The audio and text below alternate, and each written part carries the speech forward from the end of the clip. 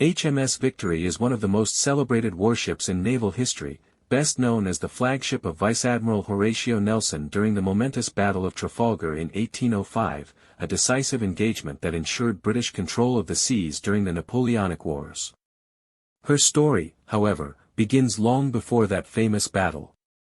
Ordered in 1758 during the 7 Years' War, HMS Victory was designed by the master shipwright Sir Thomas Slade, the same man responsible for the highly successful design of HMS Bellona.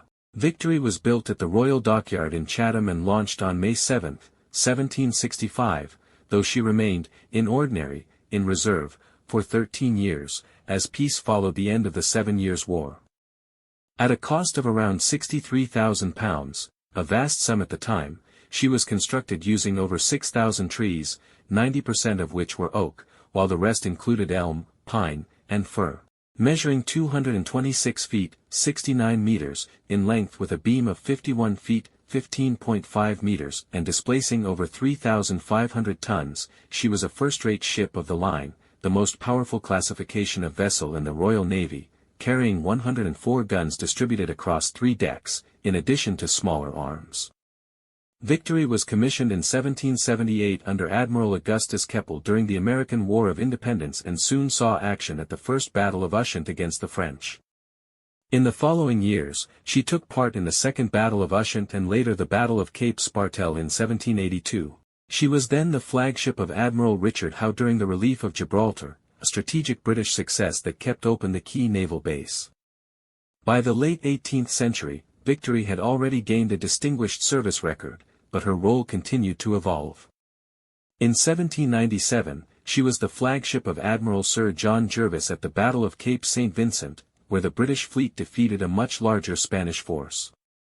After a brief period as a hospital ship and then laid up due to poor condition, Victory was later extensively refitted and returned to service. Her most legendary chapter came in 1803, when she was chosen as the flagship of Vice-Admiral Lord Nelson for operations in the Mediterranean during the Napoleonic Wars.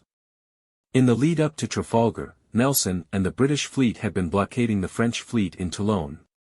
When the combined French and Spanish fleet broke out and attempted to unite with other squadrons in the Atlantic, Nelson pursued them and finally caught up off Cape Trafalgar, near Cadiz, on October 21, 1805. Victory, carrying a crew of over 800 men, was placed at the head of the windward column in Nelson's daring battle plan, which broke with standard naval tactics by forming 2 perpendicular lines and cutting directly into the enemy fleet to divide and overwhelm them.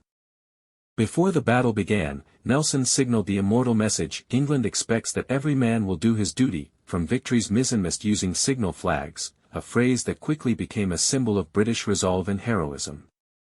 During the intense engagement, HMS Victory came under heavy fire but succeeded in raking several enemy ships, including the French flagship Bucentaure and the Redoutable. It was from the latter that a French marksman fatally wounded Nelson at around 1:15 p.m. with a musket shot to the shoulder, which passed through his lungs and spine. Nelson was taken below deck, where he died 3 hours later, after learning of the British victory. Meanwhile, Victory herself was heavily damaged, with her sails in tatters, masts shattered, and over 150 casualties aboard, but she remained afloat and operational. Following the battle, HMS Victory towed the shattered Royal Sovereign back to Gibraltar, despite her own condition. In recognition of her historic role, she was not broken up like many other ships of the line, but instead was maintained in various secondary roles. From 1812 she served as a harbor ship and later as a depot ship. Over the 19th century, the ship fell into increasing neglect, suffering from decay and structural damage.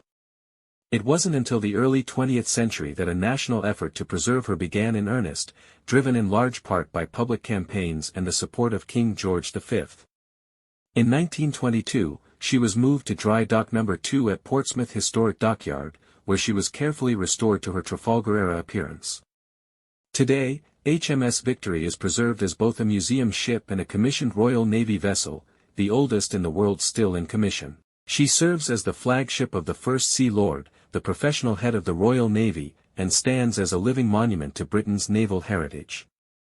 Visitors to Portsmouth can explore her decks, cabins, and gun batteries, and even see Nelson's death spot marked below decks. Beyond her timbered hull, Victory represents centuries of maritime tradition, tactical innovation, and the spirit of those who fought under the Royal Navy's banner. She is more than just a ship, she is a symbol of courage, leadership, and the enduring legacy of British sea power.